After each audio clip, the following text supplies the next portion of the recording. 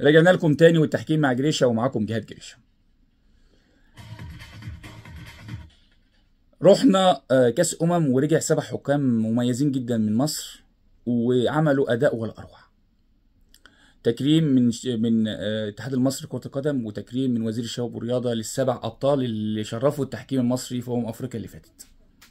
منهم محمود عاشور حكم الفي ار، وبصراحة العبارة كده ال7 حكام اللي كانوا هناك قعدوا مع وزير الشباب والرياضة وقالوا له يا سيادة الوزير، احنا في مصر التحكيم مش احسن حاجه من الخبير الاجنبي اللي فات مارك لاتنبرج، والخبير الحالي فيتور بيريرا، واحنا عندنا مشكله كبيره في التحكيم. والفلوس اللي بتتصرف على الخبراء الاجانب دولت فلوس بتترمي في الارض، دولارات بتترمي في الارض. الخبير الاجنبي اللي فات حوالي 40 مليون تم صرفه على مارك لاتنبرج 40 مليون مصري.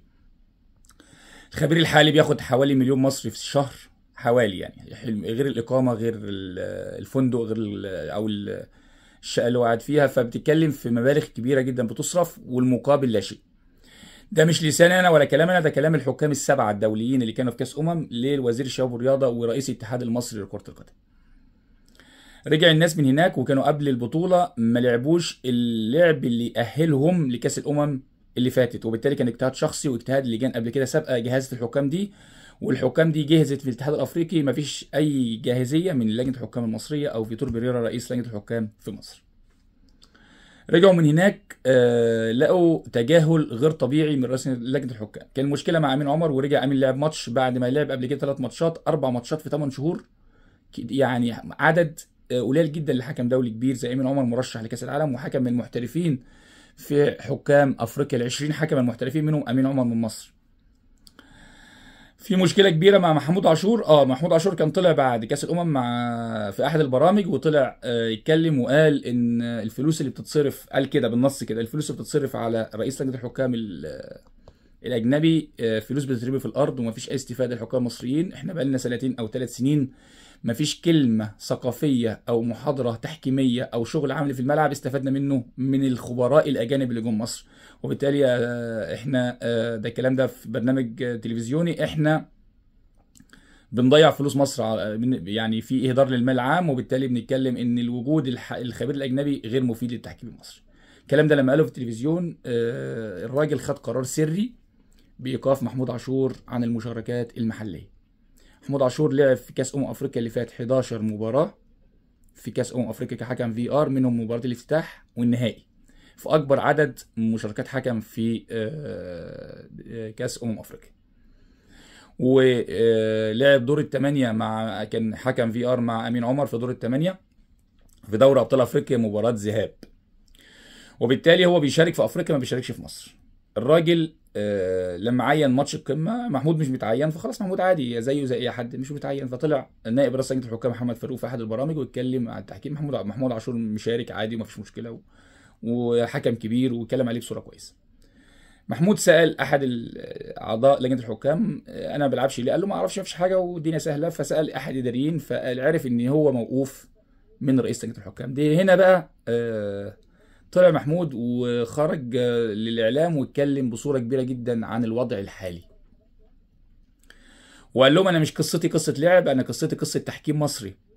انا بطالب، انا اكبر حكم موجود، هو محمود حاليا هو اكبر حكم سنا الموجود في الحكام، وراجل رقم 1 في حكام الفي ار على مستوى افريقيا، ورايح بعد خلال شهرين يشارك في اولمبياد باريس 2024. هو شارك قبل كده في الاولمبياد اللي فاتت، ورايح لتاني مره، وده على فكره سابقه غير موجوده لحكام مصريين ان يشارك في 2 اولمبياد طول الوقت. اي حكم مصري، انا شخصيا شاركت في اولمبياد واحد، اللي قبلي برضه اقصى واحد شارك مره واحده في الاولمبياد كحكم. لكن محمود كحكم في ار يعني شرف مصر ورايح يشارك للمره الثانيه في الاولمبياد، وان شاء الله ربنا يكرمه ويروح كاس العالم اللي جاي. محمود طلع يتكلم باستفاضه في كل البرامج، انا مش هجيبه مداخله معايا لان هو اتكلم وقال كلام كتير جدا، كلام زي ما تقول كده كشف المستور في التحكيم المصري.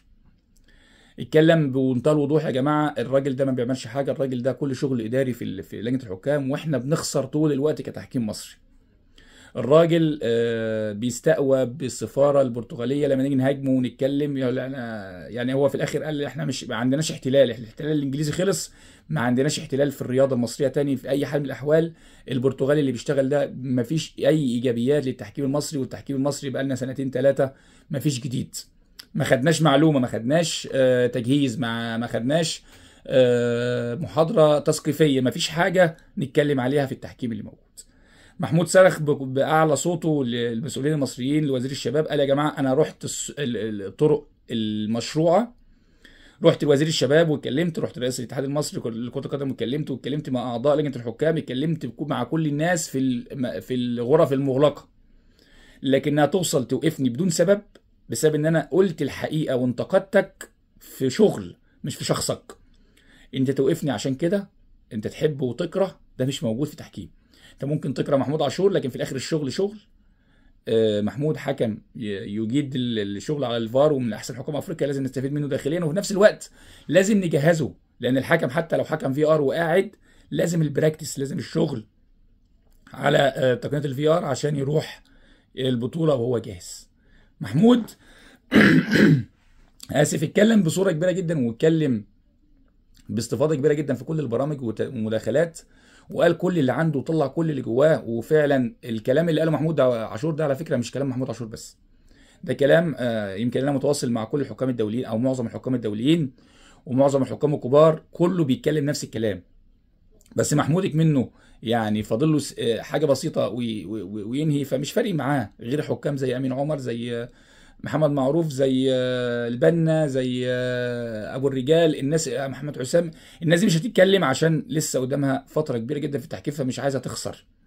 لكن محمود اتكلم، قال لك انا اكبر واحد، والحكام تثق فيا وتثق في كلامي وان انا اتكلم عنهم، لان لساني هو لسان كل حكام مصر، او معظم حكام الدوليين، او معظم الحكام النخبه اللي موجودين في الدوري الممتاز. لما تقعد 40 يوم ما تلعبش ماتش، او كل 40 يوم تلعب ماتش، او كل 60 يوم تلعب ماتش، او لما تتوقف يبقى تقعد 90 يوم في بيتك تلعب ماتشات، مفيش التصنيف وكل واحد بيلعب في الدوري بتاعه، بس الدوري الممتاز يلعب ممتاز، القسم الثاني القسم الثاني، والمحترفين محترفين، ده مش موجود في اي حته في الدنيا. محمود افاض واستفاض في الكلام. انا زي ما قلت لكم مش هجيبه مداخله معايا، لان فعلا هو قال كل حاجه عن الموضوع بتاعه. المطلوب دلوقتي سياده الوزير اشرف صبحي، الاتحاد المصري لكره القدم الاستاذ جمال علام، واعضاء الاتحاد المصري لكره القدم، يا جماعه محتاجين نقف وقفه تصحيح. التحكيم المصري بقى لنا فتره في مشكله. التحكيم المصري عندنا رئيس لجنه من الاخر عشان بس الوضوح، هو عباره عن مصد الاتحاد المصري لكره القدم عشان اي شكاوي الانديه. احنا عندنا خبير اجنبي وعندنا رئيس لجنه اجنبي، فهو ده اللي المصد اللي قصاد الانديه، بالذات الانديه الشعبيه والانديه الكبيره. هو ده اللي موجود عشان الخبير الاجنبي، وهو ده الدور اللي جاي اللي الاتحاد المصري جايبه الخبير الاجنبي. عشان كده لا، احنا عايزين خبير اجنبي يفيد التحكيم، او حد مصري يفيد التحكيم. احنا ما بنتكلمش في تحكيم، وما بنتكلمش ان التحكيم ماشي بصوره ايجابيه، لا الدنيا ماشيه بصوره سلبيه. الماتشات كتيره جدا فيها مشاكل. امبارح كان المقاولين والبلديه فيها مشاكل كبيره، الماتش والتحليل بتاعه كان فيه مشاكل كبيره، مش هتكلم على التفاصيل، لكن في مشاكل كبيره. ماتشات كتيره خلصت تحكيميا والتحكيم اثر على نتيجه المباراه. لسه كان من كام يوم برضو في مشكله كبيره في ماتش الاسماعيلي، وكان برضو اثر على نتيجه المباراه مع فيوتشر، الاسماعيلي وفيوتشر لما اتذكر في اسماعيليه، والاخطاء التحكيميه اثرت على نتيجه المباراه، وفيوتشر اشتكى، والمصري قبل كده كان اشتكى، وامبارح البلديه والمقاولين كان في مشكله كبيره في الماتش واخطاء تحكيميه مؤثره على النتيجه. بتتكلم على 3 ماتشات خلال اسبوع، 10 ايام في 3 ماتشات، كتير جدا. النسبه الاخطاء التحكيميه المؤثره في المباريات كتير جدا. يعني بتتكلم على 3 مباريات، انا اقول لكم 3 مباريات في خلال 10 ايام اللي فاتوا: الاسماعيلي ومودرن فيوتشر كان في مشاكل، كان ماتش المصري كان في مشكله ومشكله، الماتش اللي فات اللي قبله كان في مشكله ومشكله كبيره، المصري وفيوتشر كان المشكله لصالح المصري. بقى الماتش الاسماعيلي وفيوتشر كان مشكله لفيوتشر، المشكله المصري وفيوتشر كان مشكله للمصري، وامبارح البلديه والمقاولين برضو مشكله كبيره. واخطاء ال3 مباريات اثرت على نتيجه المباريات. في خلال اسبوع 10 ايام 3 مباريات في الدوري المصري الممتاز، كتير جدا. النسبه والتناسب بالنسبه للاخطاء التحكيميه المؤثره مع وجود تقنيه الفي ار كتير جدا. محمود عاشور يا جماعه محق، سياده الوزير الساده الاتحاد المصري لكره القدم، التحكيم في ازمه، لازم نصحح الخطا، لازم نقول شكرا لرئيس لجنه الحكام البرتغالي، خلاص دورك انتهى.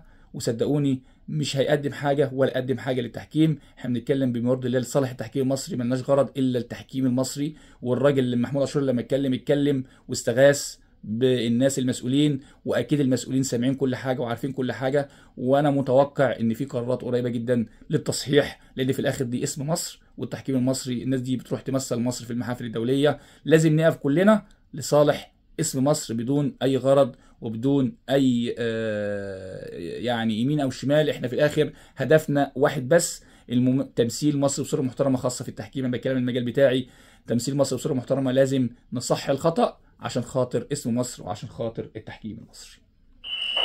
التحكيم مع جريتشن اداء فارق جدا، الاداء المستوى